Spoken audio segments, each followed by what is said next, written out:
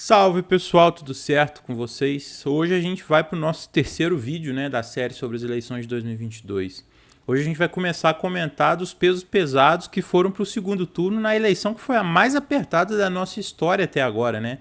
A gente vai falar hoje da candidatura do Bolsonaro, que ficou em segundo lugar no segundo turno e tirou 49,1% dos votos válidos, com mais de 58 milhões de votos. Eu já fiz alguns vídeos sobre o bolsonarismo no Brasil, oferecendo alguns comentários sobre a origem do bolsonarismo, sobre o que eu acho ser a origem e sobre como o Brasil interpreta esse fenômeno de forma incompleta. E aí eu já deixo esses vídeos, inclusive, como indicação para que vocês possam acompanhar o que eu acho do bolsonarismo numa perspectiva mais ampla, né? A nossa análise da candidatura do Bolsonaro vai ser centrada em uma avaliação que começa em 2018 e que tenta responder a seguinte questão, né? Por que o Bolsonaro perdeu em 2022?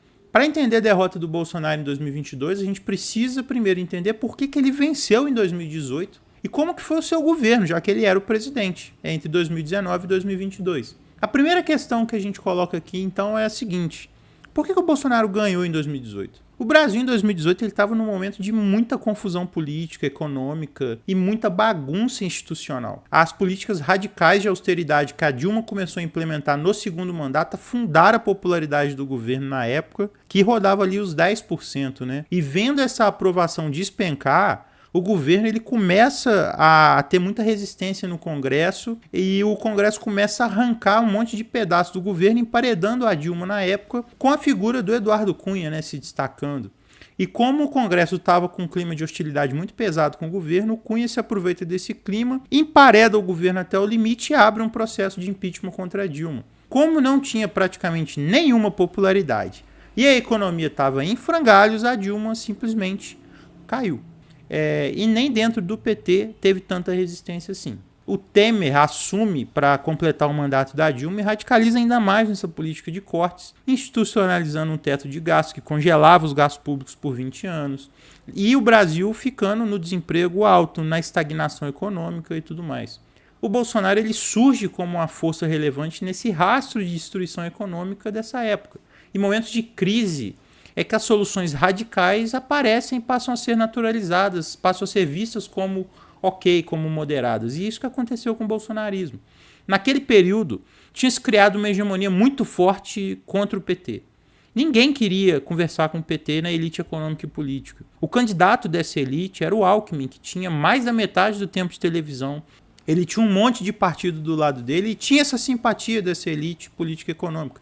Mas o bolsonarismo foi mais forte. O Alckmin tentou direcionar as armas contra o Bolsonaro, mas já era tarde. O campo do antipetismo, que tinha sido liderado pelo PSDB por anos, estava na mão do Bolsonaro, que fez um movimento a partir daquilo e criou uma máquina de comunicação muito forte, paralela às estruturas tradicionais. O Bolsonaro sempre foi um político de pouco impacto, mas ele conseguiu, nessa época, apoios fortes de setores das elites, de bilionários e de outros que ajudaram a montar essa estrutura dele para chegar forte em 2018. Isso casou com o apoio que ele tinha em setores como evangélicos, militares, agronegócio e outros. Aqui entra um primeiro ponto essencial para a nossa análise sobre a derrota do Bolsonaro: o sistema político e econômico. Quando esse sistema percebeu que o Alckmin não ia decolar em 2018, ele embarca sem medo na candidatura do Bolsonaro. Isso ajuda a suavizar a imagem do Bolsonaro em meios onde ele encontrava uma resistência mais forte. A facada também ajudou nesse processo. E aqui cabe uma curiosidade, né? Eu estou a poucos metros de onde a facada rolou, aqui em Juiz de Fora, inclusive. Entrando no segundo turno, tendo que optar por Haddad ou Bolsonaro, o sistemão embarcou em peso na candidatura do Bolsonaro. E isso ainda foi ajudado pela fraquíssima campanha do PT em 2018, que estava mais preocupado com o Lula na cadeia do que com a possibilidade de vitória do Bolsonaro. A aposta do sistema era a seguinte: eles não gostavam do Bolsonaro, mas iam com ele, mesmo assim, pela agenda econômica e pela esperança de tutelar o governo depois.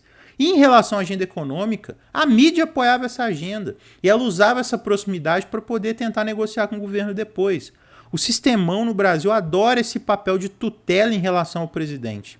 Só que isso não aconteceu. Quando começa o governo, essa parte do sistema que embarca na canoa do Bolsonaro ainda está otimista com o que poderia vir, especialmente na agenda econômica. Essa é a época que a mídia começa a dividir o governo entre a ala técnica e a ala ideológica, apoiando essa tal de ala técnica que tinha a turma do Paulo Guedes. como se a agenda dele também não fosse ideológica. Só que os sinais do governo perdido já começam a se apresentar ali. O governo ele aprova a reforma da Previdência em 2019 e a mídia já começa a vender aquela imagem de que a economia ia decolar, como sempre. Sempre que eles vão te convencer a aprovar algo ruim para você, eles usam esse argumento de que vai atrair bilhões, que vai gerar milhões de emprego, que a economia vai decolar e tudo mais. A título de curiosidade, o mercado projetava um crescimento de 2,57% com a reforma da Previdência que foi aprovada em 2019. Sabe quanto que a economia cresceu em 2019? 1,2%. E vocês já repararam que o mercado nunca acerta uma previsão sobre o crescimento da economia?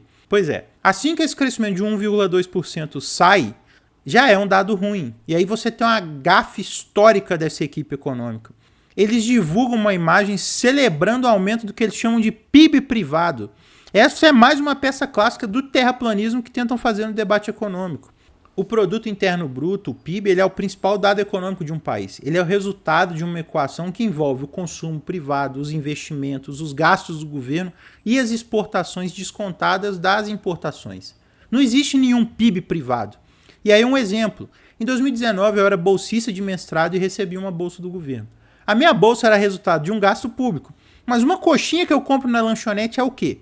Isso entra na conta do PIB público ou do PIB privado? Entendeu o tamanho dessa confusão? O que o governo fez foi pegar o índice de investimento privado e trocar o nome para vender uma imagem melhor do que existia. E aí eu mostrei isso só para falar que esse governo já estava perdido em alguns setores e desde cedo já tentava se justificar. Só que tinha uma pandemia no meio do caminho. Na minha opinião, a pandemia foi o principal fator que explicou a derrota do Bolsonaro em 2022. E aqui eu só preciso trazer um dado. O Brasil tem 3% da população mundial, mas ele teve 11% das mortes por Covid no mundo. Isso é um dado muito elevado, muito discrepante em relação aos outros países. E o que tinha nesse meio que explicava tudo isso de morte? Um governo caótico na gestão da pandemia. Assim que a pandemia começa, o mundo fica sem saber o que fazer, sem saber como lidar com a Covid, sem entender direito. Então os erros são normais. Só que o governo precisava de cautela e de organização. O mínimo que a gente podia esperar era que o governo organizasse uma força-tarefa semelhante à de uma guerra para enfrentar a pandemia de uma forma para diminuir os impactos na economia e na vida das pessoas. E nada disso foi feito. Alguns bolsonaristas insistem nesse ponto de que o governo cuidou das pessoas, mas isso não é verdade. Para vocês terem uma ideia, o Comitê de Enfrentamento à Covid, algo que deveria ter sido feito no primeiro dia da pandemia, ele só foi criado um ano depois. E para quem acha que é mentira, a fonte que eu estou usando é a própria agência de notícia do governo, está tudo lá. O governo, ele não se entendia de jeito nenhum com o Ministério da Saúde, não seguia orientações básicas para o enfrentamento da Covid. O Mandetta, o ex-ministro, ele sofreu para orientar o governo na época. A gente teve 4 ministros da saúde diferentes durante o período da pandemia. Um ia saindo atrás do outro porque o governo inventava loucura que eles não queriam aceitar. O Mandetta sabe que o Bolsonaro boicotava todas as iniciativas para conter a pandemia. O Nelson Teich saiu porque ele não queria autorizar o uso da cloroquina, por saber na época que ela não funcionava. E o governo só parou com o ministro da Saúde porque o Pazuello ficou o tempo que ficou, porque ele aceitava tudo que o Bolsonaro queria. A questão das vacinas foi outra bagunça.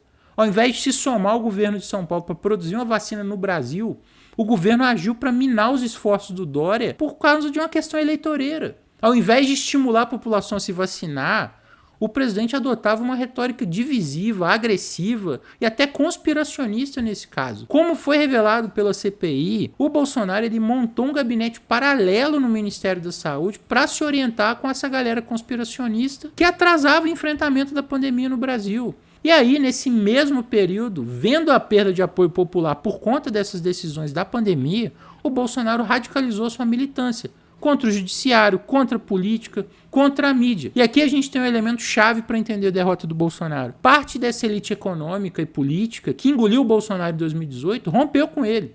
E isso foi muito importante no processo. A mídia que suportou o Bolsonaro em 2018 estava apavorada com o que ela via e ela fracassou nessa tentativa de tutelar o Bolsonaro. Então, enquanto a mídia tentava tutelar o Bolsonaro, ele soltava a militância para cima dela. Todo esse processo contribuiu para essa ruptura e deixou um bloco aí solto na pista que se voltou contra o Bolsonaro depois. Eu conheço bastante gente que votou no Bolsonaro em 2018 e pulou fora depois da pandemia. Muita gente da área da saúde, inclusive. Os jovens que cresceram durante a pandemia também viam a gestão do Bolsonaro de forma negativa. E isso tudo se somou e aglutinou um bloco político forte na oposição ao bolsonarismo, o que ajudou na derrota dele por conta dessa alta rejeição. O Bolsonaro tentou uma saída desesperada em 2022, tentando criar um monte de planos emergenciais para ampliar o apoio nas camadas mais populares que sofriam com a economia. Mas isso não foi suficiente. Ainda assim, o Bolsonaro teve uma votação surpreendente em 2022. Em termos absolutos, ele teve mais votos do que em 2018. E isso não é pouca coisa. O que pesou é que ele tinha uma rejeição ligeiramente maior que a do Lula. Bom, e agora eu preciso comentar um outro aspecto específico que eu já percebi no discurso bolsonarista, inclusive aqui nesse canal.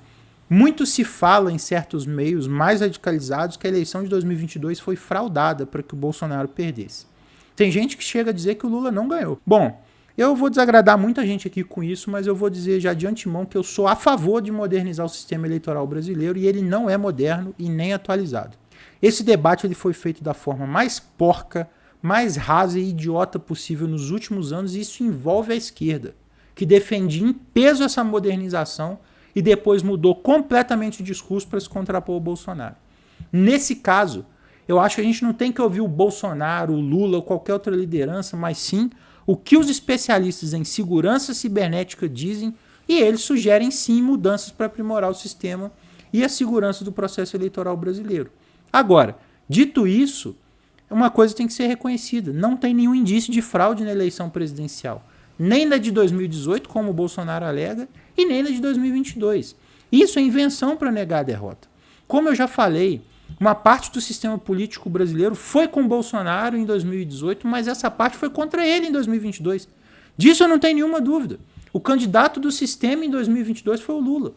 A fala infeliz do Barroso nessa última semana ilustra bem isso. A retórica antissistema do Bolsonaro gerou uma reação a ele dentro do sistema. Isso envolve o TSE, o STF e tudo mais. Isso não é dizer que houve fraude nas eleições. Só que tem um elemento aqui que ninguém lembra porque não é conveniente.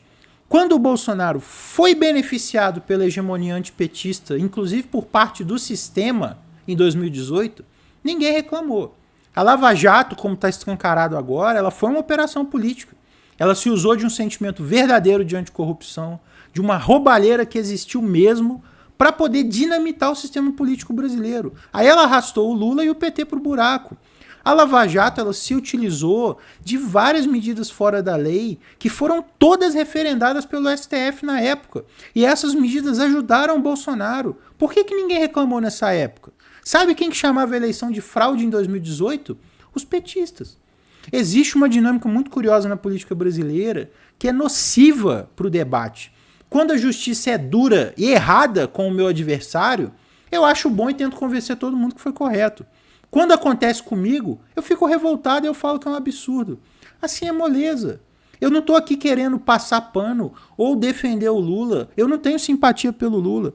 Mas eu acho que a gente tem que parar de aplaudir quando a justiça vai contra o meu adversário e reclamar quando ela vai contra mim.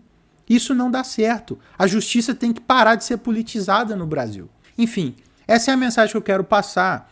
Um dos resultados dessa polarização tóxica é esse. A lei ela só serve se ela funciona para o meu lado, já que eu estou do lado certo da história e os meus adversários são monstros a serem combatidos. E aí é isso, eu deixo essa mensagem para vocês. Espero que vocês tenham gostado, eu agradeço quem está acompanhando. Já peço aí para se inscreverem, ativarem o sininho, deixarem o joinha. Comenta aí o que vocês acharam, que depois a gente vai debater esse assunto numa live, então a gente vai ter mais tempo para conversar. Um grande abraço para todo mundo e até mais.